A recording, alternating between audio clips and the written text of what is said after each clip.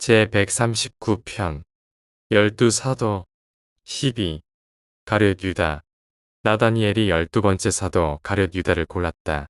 그는 유대 땅 남부의 작은 마을 케리옷에서 태어났다. 소년이었을 때 부모는 여리고로 이사했고 그곳에 살면서 아버지의 다양한 사업에 종사하던 중 세례자 요한의 설교와 일에 관심 갖게 되었다. 유다의 부모는 사두개인이었고 아들이 요한의 제자들과 합류했을 때 그와 단절했다. 나다니엘이 타리케아에서 유다를 만났을 때 그는 갈릴리 바다의 남쪽 끝에서 물고기 말리는 사업에서 일자리를 찾고 있었다. 사도들과 합류했을 때 30이었고 미혼이었다. 12 가운데 아마도 교육을 가장 많이 받았고 주의 사도 집단에서 유일하게 유대 지방 사람이었다. 비록 그가 겉으로는 문화적 특성과 훈련된 습관들을 가지고 있었지만 유다에게는 개인적 장점인 두드러진 특징이 하나도 없었다. 머리가 잘 도는 사람이었으나 언제나 참으로 정직하게 생각하는 사람은 아니었다. 유다는 정말로 자신을 이해하지 못했다. 자신에게 정말로 성실하지 않았다. 안드레는 유다를 12사도의 회계로 임명했고 이것은 그가 맡기에 더할 나위 없이 적당한 직책이었다. 주를 배신하기 직전까지 그는 정직하고 충실하고 아주 유능하게 맡은 직무를 수행했다. 대체로 매력이 있고 지극하게 호감이 가는 주의 성격 외에 유다가 예수에게 특별히 찬미했던 점은 없었다. 유다는 갈릴리 동료들에 대한 유대 지방의 편견을 결코 버리지 못했다.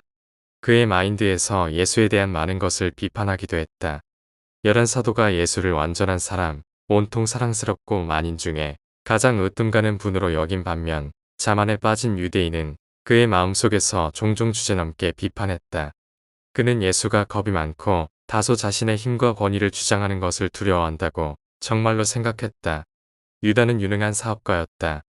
어떤 사도들이 허둥지둥 처리한 사물을 수습하는 일은 말할 것도 없고 예수와 같은 이상주의자의 재물을 관리하기에는 고된 헌신뿐 아니라 재치와 능력과 참을성이 요구되었다. 유다는 정말로 뛰어난 경영자여 멀리 내다보는 유능한 재정가였다. 그리고 조직에 빈틈없는 사람이었다. 12 가운데 아무도 유다를 비판한 적이 없었다. 그들이 보기에 가룟 유다는 비할 데 없는 회개여 배운 사람이여 때때로 비판적이긴 했어도 충성스러운 사도였고 어떤 의미로 보아도 잘 선택한 사람이었다. 사도들은 유다를 아꼈고 그는 정말로 그들 가운데 하나였다. 그는 예수를 믿었음이 틀림없지만 우리는 그가 정말로 진심으로 주를 사랑했는지 의심이 든다. 유다의 경우는 이 속담의 진실을 보여준다. 사람에게 바른 길인 것 같아도 그 끝은 사망에 이른다. 죄와 죽음에 이르는 길에 평화롭게 적응하며 기만당하는 것이 충분히 가능할 수 있다. 유다는 주와 동료 사도들에게 언제나 재정적으로 충실했음을 확신하라. 그가 주를 배신한 동기는 결코 돈이 아니었다. 유다는 지혜롭지 못한 부모의 외아들이었다. 아주 어렸을 때 부모가 애지중지해서 길렀고 귀여워했다. 그는 버릇없는 아이였다. 자라는 동안에 자신을 지나치게 중요하다고 생각하였다. 그는 지는 것을 못 견디는 사람이었다. 공평에 대하여 흐릿하고 비뚤어진 생각을 가졌다. 미움과 의심에 잘 빠졌다. 친구들의 말과 행동을 오해하는 재주가 있었다. 전생애를 통해서 그를 잘못 대접했다고 생각한 사람들에게 안가품하는 습관이 있었다. 가치와 충성의 감각에 결함이 있었다. 예수에게 유다는 믿음의 모험이었다. 처음부터 주는 이 사도의 약점을 충분히 이해했고 그를 사도 모임에 들어오게 하는 위험을 잘 알았다. 그러나 하나님의 아들들의 본성은 모든 창조된 존재에게 구원과 생존을 위한 공평하고 평등한 기회를 주는 것이다. 예수는 이 세상의 필사자들 뿐만 아니라 무수한 다른 세계에 구경하는 자들에게 생명 존재가 하늘나라에 헌신하는 진정성과 온정성에 대한 의심이 존재할 때 심판관들이 그 의심스러운 후보자도 받아들이는 것이 일관된 방식이라는 것을 알기 원했다. 영원한 생명의 문은 모두에게 활짝 열려 있다. 누구든지 올 수 있다. 오는 자들의 믿음을 구하기 위해서 어떤 제약이나 자격 조건도 없다. 이것이 왜 예수가 유다로 하여금 맨 끝까지 계속하도록 버려두고 약하고 혼란에 빠진 이 사도를 변화시키고 구원하려고 항상 가능한 모든 일을 했는지 하는 바로 그 이유이다. 그러나 빛을 정직하게 받아들이고 그에 따라 충실하게 살지 않을 때 빛은 그 혼 안에서 어두움이 되는 경향이 있다. 예수의 하늘나라 가르침에 대하여 유다는 지적으로 성장했지만 다른 사도들처럼 영적 성품을 얻는데 진전이 없었다. 그의 개인적 영적 체험은 만족스럽게 진보하지 못했다. 유다는 점점 더 개인적인 실망에 사로잡혀갔고 결국 그는 분개심의 희생자가 되었다. 그의 감정은 여러 번 상처받았고 그는 가장 친한 친구들, 심지어 주까지도 비정상적으로 의심하게 되었다. 머지않아 그렇게 자신의 동료들과 주를 배신하는 것까지 그는 그 스스로 복수하기 위해 무엇이든지 심지어 점점 그 생각에 집착하게 되었다.